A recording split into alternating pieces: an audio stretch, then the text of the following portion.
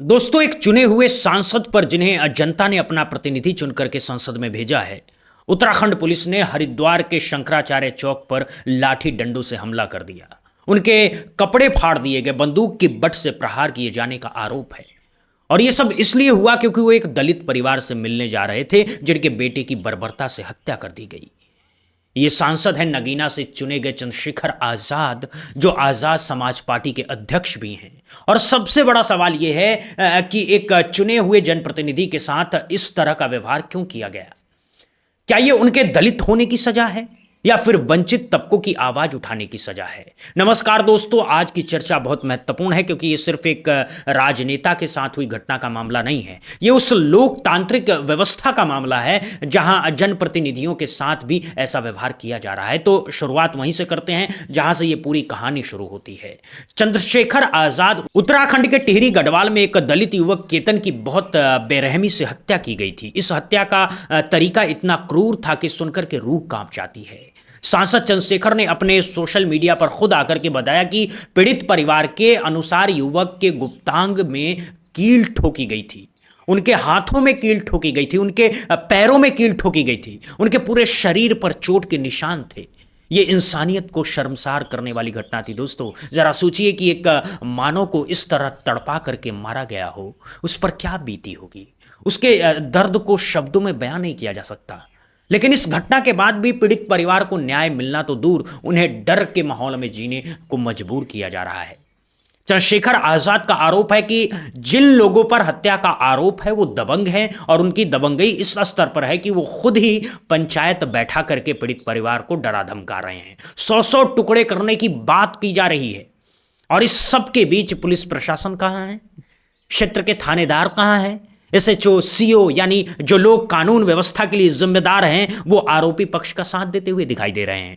यही वजह है कि चंद्रशेखर अपने काफिले के साथ सहारनपुर से उत्तराखंड के टिहरी के लिए निकले थे। उद्देश्य सिर्फ इतना नहीं था कि पीड़ित परिवार से मिलें, उनका दर्द साझा करें, उनके साथ खड़े हों, ताकि वो डर के माहौल में जीने को मजबूर ना हो, ताकि उन्हें यह विश्वास मिले कि कोई उनकी आवाज बनकर के खड़ा है। लेकिन पुलिस को इस पूरे कार्यक्रम की भनक लग गई और जैसे ही उनका काफिला हरिद्वार पहुंचा, पुलिस ने उन्हें वहीं रोक दिया। चंद्रशेखर ने पुलिस से बहुत कुछ कहा, बहुत समझाया, बहुत आग्रह किया, लेकिन पुलिस ने उनकी एक भी ना सुनी। उन्होंने कहा कि अभी तो हम हरिद्वार पहुंचे हैं, हमारी मंजिल तो टिहरी है, अगर रोकना भी है तो टिहरी पहुंचने तक का इंतजार करें। लेकिन पुलिस अपनी जिद पर अड़ी रही और जब बात संवाद से नहीं बनी तो टकराव होना तो तय था। क्योंकि चंद्रशेखर के काफिले में हजारों लोग थे, उनके समर्थक थे, उनके कार्यकर्ता थे। इस टकराव में जो दृश्य देखने को मिले वो किसी भी लोकतांत्रिक देश के लिए शर्मनाक है।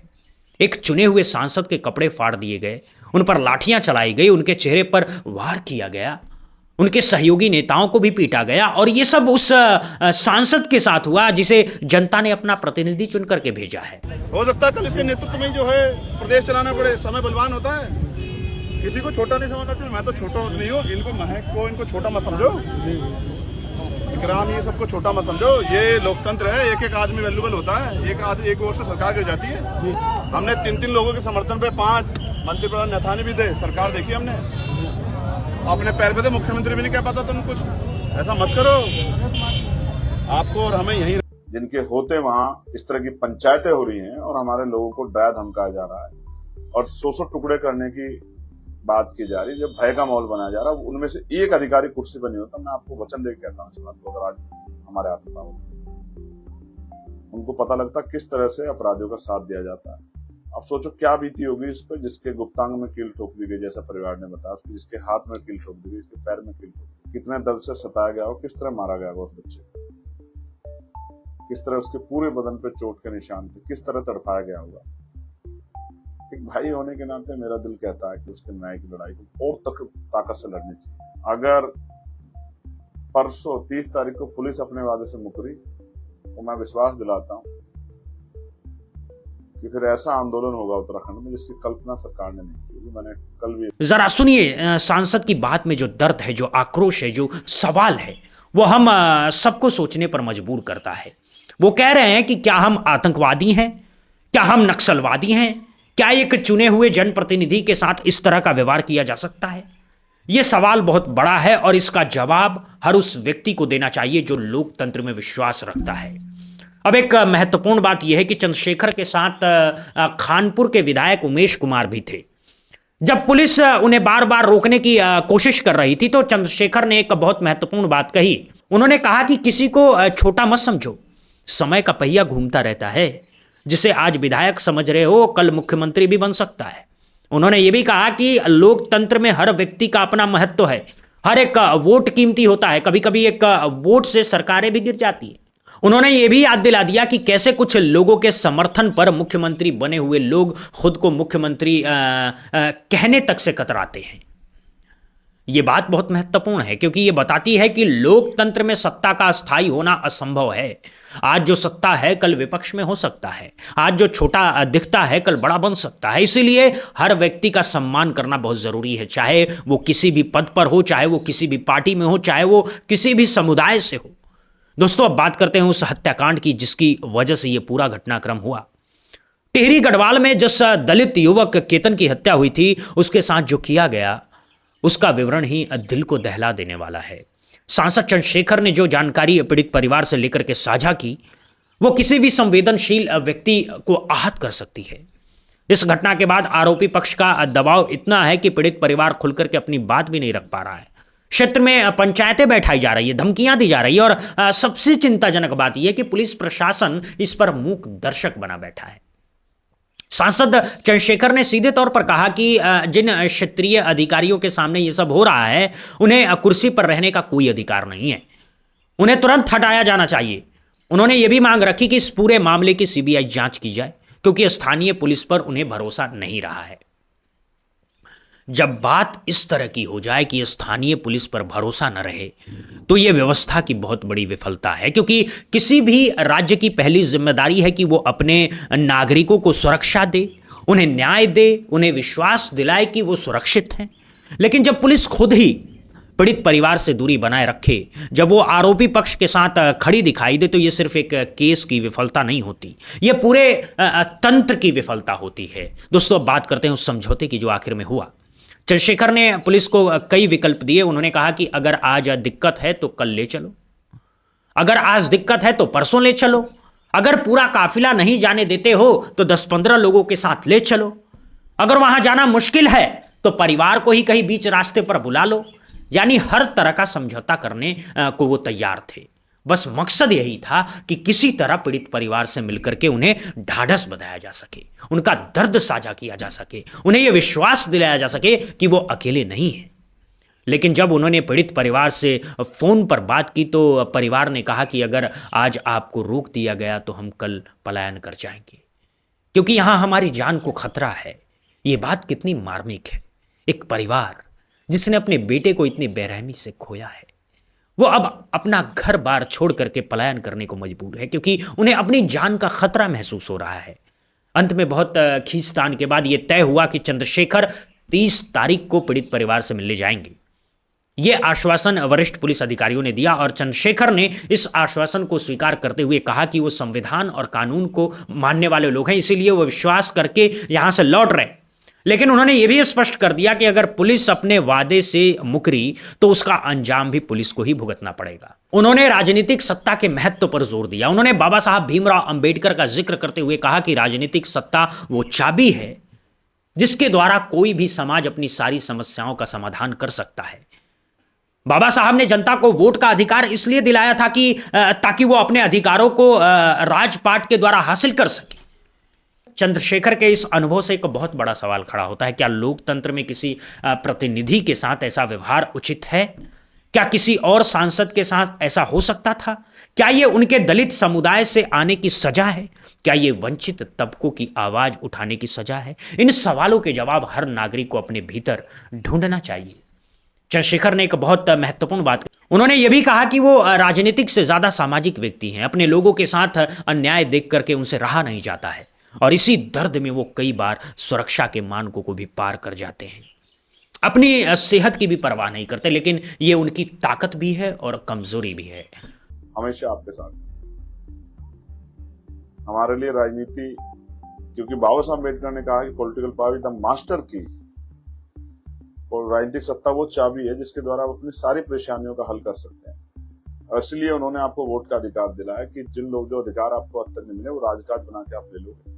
लेकिन मैं फिर कहता हूँ कि राजनीतिक से ज्यादा सामाजिक आदमी, मुझे अपने लोगों के साथ जब अन्याय होता है बहुजन समाज के साथ, मुझे दर्द होता है। मैं उस दर्द के कई बार इस तरह की हदें पार कर जाता हूँ जो सुरक्षा के मानक पे भी और वैसे भी मेरे लिए ठीक नहीं है, स्वास्थ्य के लिए भी। लेकिन फिर भी मैं इस दर्द के सामने रोक नहीं पाता खुद को।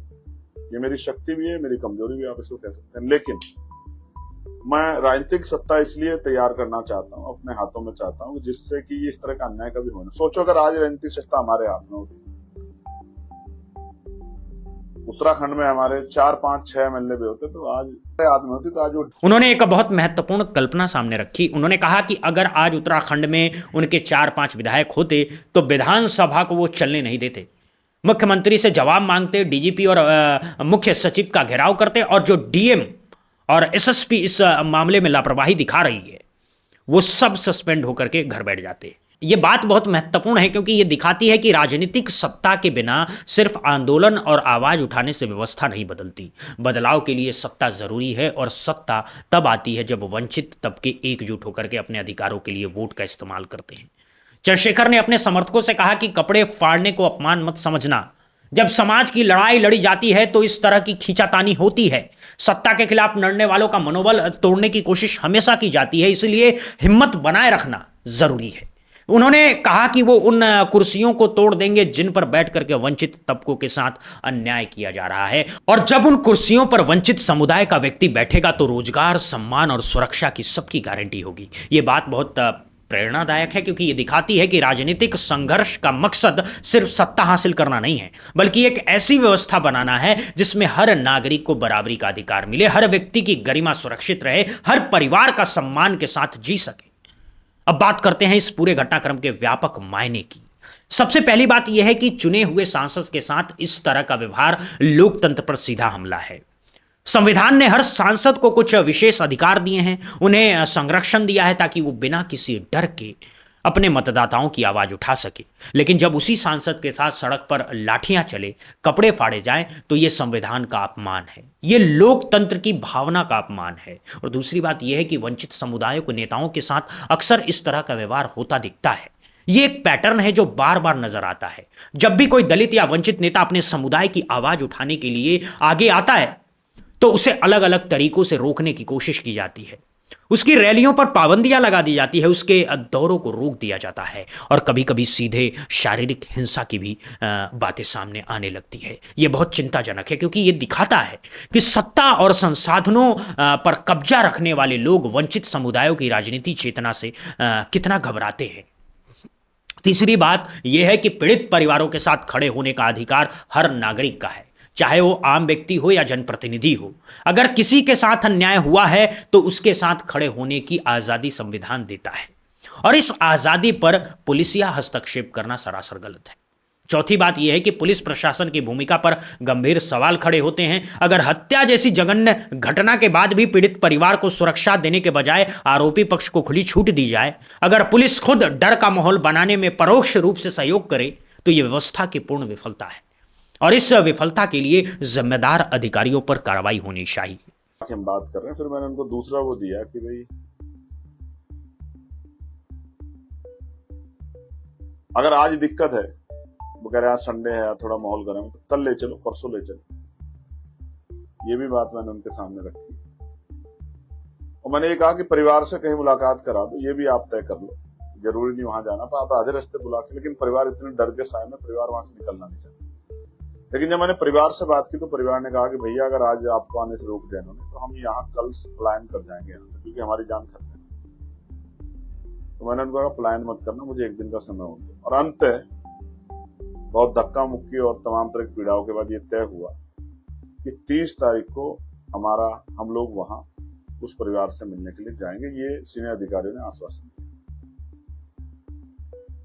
और हम संविधान को मानने वाले लोग हैं ना, हमने उनके आश्वासन को स्वीकार किया, उसका सम्मान किया, और हम लोग 30 तारीख को जाएंगे उस पीड़ित परिवार से मिलने के लिए, ऐसा हमने तय कर लिया। क्योंकि प्रशासन ने और पुलिस के वरिष्ठ अधिकारियों ने आपस में चर्चा करके हमें यह आश्वासन दिया कि आज आप रुक जाइए, हम लोग पांचवी बात यह है कि सीबीआई जांच की मांग जायज है जब स्थानीय पुलिस पर भरोसा नहीं रह जाता। जब निष्पक्ष जांच की उम्मीद खत्म हो जाती है तब किसी स्वतंत्र एजेंसी से जांच करवाना ही न्याय का एकमात्र रास्ता बचता है। अब बात करते हैं उन सबक की जो हमें इस पूरे घटनाक्रम से सीखने चाहिए। पहला सबक यह है कि लोकतंत्र में हर व्यक्ति का सम्मान जरूरी है, चाहे वो किसी भी जाति, धर्म, क्षेत्र या समुदाय से हो। चुने हुए जनप्रतिनिधि का सम्मान करना सिर्फ शिष्टाचार नहीं है, यह संवैधानिक जिम्मेदारी है। दूसरा सबक यह है कि वंचित समुदायों की राजनीतिक चेतना बढ़ रही है और यह एक सकारात्मक बदलाव है। बाबा साहब अंबेडकर ने जिस राजनीतिक सशक्तिकरण की कल्पना की थी वो धीरे धीरे साकार हो रहा है और जो भी ताकतें इसका विरोध करती है उन्हें यह समझ लेना चाहिए कि वो इतिहास की धारा को नहीं रोक सकती। तीसरी सबक यह है कि न्याय में देरी अन्याय के बराबर है। जब किसी पीड़ित परिवार को महीनों तक न्याय के लिए लड़ना पड़े, जब आरोपी खुलेआम धमकियां देते रहे, जब पुलिस प्रशासन निष्क्रिय रहे, तो यह न्याय व्यवस्था की हार है और हर हार को स्वीकार नहीं किया जा सकता। चौथा सबक यह है कि लोकतंत्र की रक्षा हर नागरिक की जिम्मेदारी है। अगर हम चुप रहेंगे, अगर हम मूक दर्शक बने रहेंगे, अगर हम सोचेंगे कि यह हमारा मामला नहीं है, तो धीरे धीरे एक दिन हम तक यह भी पहुंच जाएगा। इसीलिए आज जरूरी है कि हर नागरिक अन्याय के खिलाफ आवाज उठाए, चाहे वो किसी के साथ भी हो रहा हो। पांचवा सबक यह है कि सोशल मीडिया और स्वतंत्र पत्रकारिता का महत्व बढ़ता जा रहा है। अगर सांसद चंद्रशेखर सोशल मीडिया पर इस घटना का सीधा प्रसारण नहीं करते, अगर उन्होंने खुद आकर के सच्चाई नहीं बताई होती, तो शायद यह घटना दबा दी जाती, शायद आधिकारिक बयान में पूरी कहानी कुछ और ही बताई जाती। इसीलिए स्वतंत्र आवाजों का होना बहुत जरूरी है। अब अंत में कुछ बातें जो हम आपको गहराई से समझनी चाहिए। पहली बात यह है कि दलित युवक केतन की हत्या एक मानवीय त्रासदी है। उनके परिवार के साथ हम सबकी संभावनाएं हैं। जिस तरह से उसे यातना देकर के मारा गया वो किसी भी इंसान के साथ नहीं होना चाहिए था, और जिन्होंने इससे जघन्य कृत्य किया है उन्हें कड़ी से कड़ी सजा मिलनी चाहिए। दूसरी बात, पीड़ित परिवार को तत्काल सुरक्षा प्रदान की जानी चाहिए। उन्हें ऐसा माहौल मिलना चाहिए जहां वो बिना डर के अपनी बात रख सकें, अदालत में गवाही दे सकें, अपने बेटे के लिए न्याय मांग सकें। तीसरी बात, स्थानीय पुलिस प्रशासन की भूमिका की जांच होनी चाहिए। अगर वहां लापरवाही पाई जाती है तो जिम्मेदार अधिकारियों पर सख्त कार्रवाई होनी चाहिए। चौथी बात, सांसद चंद्रशेखर के साथ हुई घटना की भी निष्पक्ष जांच होनी चाहिए। जिन पुलिसकर्मियों ने एक चुने हुए सांसद पर हमला किया उनके खिलाफ कार्रवाई होनी ही चाहिए, क्योंकि लोकतंत्र में हर पद का अपना सम्मान है और उस सम्मान की रक्षा करना व्यवस्था की जिम्मेदारी है।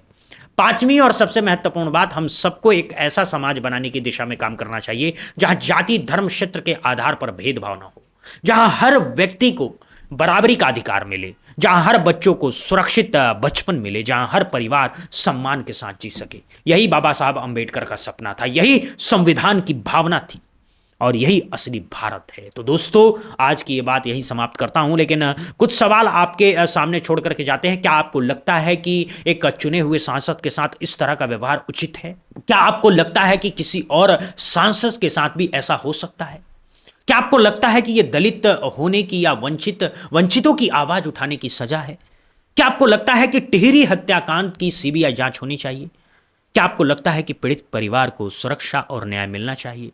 अपनी राय कमेंट सेक्शन में ज़रूर बताइएगा। अगर ये वीडियो आपको पसंद आया हो, अगर ये विश्लेषण ने आपको कुछ नई जानकारी दी हो, अगर इन सवालों ने आपको सोचने पर मजबूर किया हो, तो इस वीडियो को लाइक करें, चैनल को सब्सक्राइब करें, बेल आइकन ज़रूर दबाएं और इस वीडियो को ज़्यादा से ज़्यादा लोगों तक पहुंचाइए, क्योंकि सच्चाई जब फैलती है तो जागरूकता बढ़ती है, और जब जागरूकता फैलती है तो बदलाव की राह आसान होती है। बहुत बहुत शुक्रिया दोस्तों, मिलते हैं अगली बार किसी और नई खबर के साथ। तब तक के लिए जागते रहिए, सवाल पूछते रहिए और न्याय के साथ खड़े रहिए दोस्तों।